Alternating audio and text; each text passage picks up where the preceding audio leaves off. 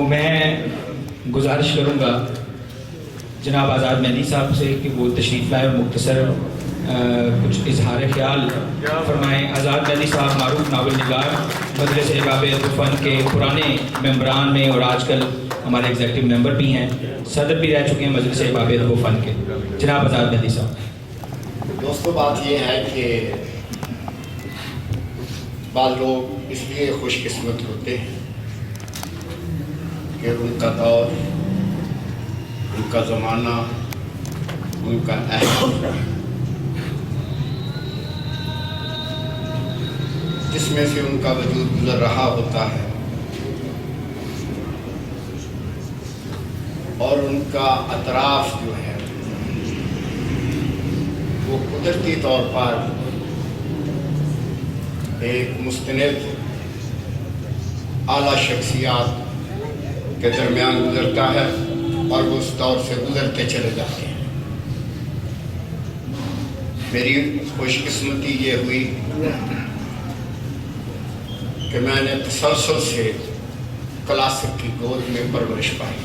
کیا بات ہے، کیا بات ہے، کیا بات ہے بابا جی، کیا بات ہے۔ راوی بھی میرا ہمسایہ ہے، بہت سونی کرے گی، کیا بات ہے، ہندوستان کا بادشاہ بھی میرا ہمسایہ ہے، کیا بات ہے۔ اس کی ملکہ بھی میری ہمسائی ہے۔ چند گلیاں اور مادو بھی میرا ہمسایہ ہے، اور شاہ حسین جیسی شخصیت اسے ملنے کے لیے میری ہی گلیوں میں آیا کرتی تھی، نہ کہ مادو اس کے پاس جایا کرتا تھا۔ یہ ایک لاشعوری طور پر ان گلیوں میں سے گزرتے ہوئے چند گلیاں ارتقاء کے آغاز میں میرے ذہن میں ہیں، وہ مجھے خوشی ہو رہی ہے کہ وہ لوگ اس کے مقیم یہاں ان کے چہرے مجھے دکھائی دے رہے ہیں۔ ڈاکٹر صاحب، میرے محلے کا نام محلہ سنترا شاہ، کہیں مجھے جو بادشاہوں کے مقبروں میں جہاں اس کی قبر پر قندیل روشن کیا کرتے تھے، کہیں محلہ سرافاں ہے۔ یہ پس منظر بتا رہا ہوں، میں آؤں گا میں ساحل صاحب کی طرف، لیکن یہ آغاز ہے میری تقریر کا۔ یہ خوش قسمتی جو لوگ مجھے، اور میں نے یہاں دیکھا ان گلیوں میں کہ یہ ان کی چھوٹی بڑی گھاٹیاں یہاں کیوں ہیں۔ یہ ایک ٹبے پہ تعمیر ہوا تھا، یہ مقبرے سے بھی پہلے کا ہے۔ اس کا ایک گاؤں تھا، اس کے مین گیٹ کے سامنے یہاں قبرستان ہے، وہاں جہانگیر کے بیٹے نے اس گاؤں کو یہاں سے اٹھا دیا، اور یہاں جو آباد گلیاں تھیں، محلہ وکیلاں ہے یا تعلق شاہ ہے، پری محلہ، یہ لوگ پہلے سے موجود تھے، ادھر آ گئے۔ تو ہم میں جو قدامت رسی بسی ہے ہماری روحوں میں، ہم سرخ پتھروں کی ہمسائیگی میں پلے ہیں، جوان ہوئے ہیں، ہمارے بچے چلتے ہی سنگے مرمر پہ ہیں۔ ہم جب گیند ڈھونڈنے جاتے تھے تو ہمارے پاؤں جو تھے وہ ہم ٹیم میں 12ویں کھلاڑی ہوتے تھے، لیکن ہم اس کی قبر کے اوپر چھت پہ بیٹھا کرتے تھے اور ہمارے پاؤں کے نیچے شہنشاہ ہوا کرتا تھا۔ یہ اس کی عظمت ہے اس گاؤں کی، اس قصبے کی۔ تو پھر آہستہ آہستہ یہ صورتحال ہوئی، اس کی گلیاں، اور یہ کئی بار اس پہ حملے بھی ہوئے۔ تو میں نے حال ہی میں ایک 800 صفحے کا ناول تخلیق کیا ہے، مجھے بہت خوشی ہے، اور میں نے شاطرہ کے حوالے سے کریٹ کیا ہے، اور میں نے اپنے جنم کا ایک قرض اتارا ہے۔ تو اس میں ایک جملہ آتا ہے کہ حملہ آور بھی کیا چیز ہوتے ہیں۔ ڈاکٹر صاحب، آپ کی نظر، حملہ آور بھی کیا چیز ہوتے ہیں، جو جاتے جاتے جواہرات کو ساتھ لے جاتے ہیں، لیکن اپنے خد و خال یہیں چھوڑ جاتے ہیں۔ کیا بات ہے، کیا بات ہے۔ تو یہ ایک ایکسپلین ناول میں پوری तशरीह तफहीम के साथ चलती है, करैक्टरों के किरदार बाकायदा गलियों में चलते फिरते हैं। कभी यहाँ किसी जो खालस पागल हो, कभी उसका तमाशा नहीं बनाया गया। ये बड़े पुरअमन मोहब्बत वाले लोग हैं।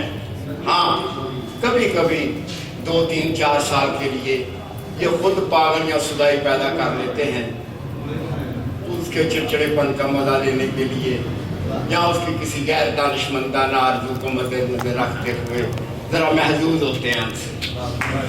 अच्छा, दूसरा ये है कि पहले ये कहा कि साहिल साहब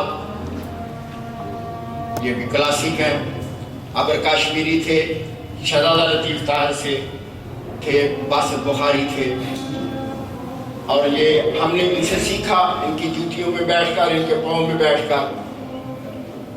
मैं एक चीज़ पे मुझे हसरत रही है कि एजाज आज़र साहब जब महफिल में आते थे या अदबी, मैंने उनके साथ कोई महफिल नहीं, अदबी महफिल अटेंड नहीं की, शिरकत नहीं की, लेकिन मुझे खुशी इस बात की हुई कि जब राजा अशरफ परवेज़ जब प्राइम मिनिस्टर था तो आलमी अदबी कॉन्फ्रेंस में मैं भी था, तो वहाँ हम प्राइम मिनिस्टर हाउस में खाना खा रहे थे। तो मैंने दूर एक टेबल पे देखा तो एजाज आज़र साहब जो हैं उनके भाई उनके साथ थे, मजाज साहब। उन्होंने, मैंने जब उन दोनों को देखा तो मैं भागा हुआ उनके पास गया, तो उन्होंने साहिल साहब का मुझसे पूछा। तो ये एक हमारे सीनियर थे जिनसे हमने सीखा, और ऐसी शख्सियात। अब साहिल साहब की बात की मुझसे जनाब कि मैंने जहाँ तक खुद मुताला किया अदब का, एक चीज़ मेरे सामने आई है, शायरी हो या नसर, हर बड़े अदीब का, हर बड़े शायर का एक एतबार होता है जो उसकी तख्लीक से झलकता है। ये बहुत बड़ी हकीकत है और ये एक फलसफा है साहब सदर।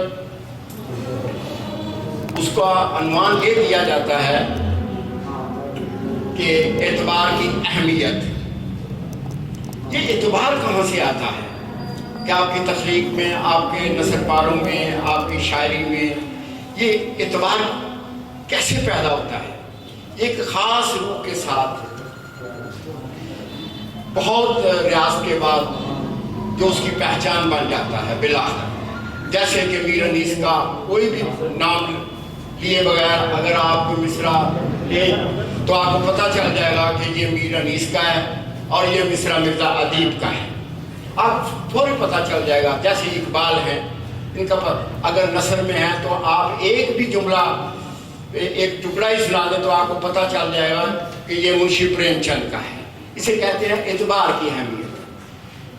अगर आप इसी तरह इनकी गज़ल का कोई शेर लें, बेशक मक्ता उसमें ना आए, तो पता चल जाता है कि इतना पुरसोज, इतना धीमा, इतना सॉफ्ट कोमल, कि इस तरह महबूब से बात करना, ये साहिल साहब का ही शेवा है, ये उनकी ही कोई सतर है, ये उनका ही कोई शेर है। तो इस तरह इन्होंने, बली दखनी का एक शेर है, इनकी पूरी शायरी जो मुझे महसूस होती है वो इसी अंदाज में चलती है कि वो कहता है कि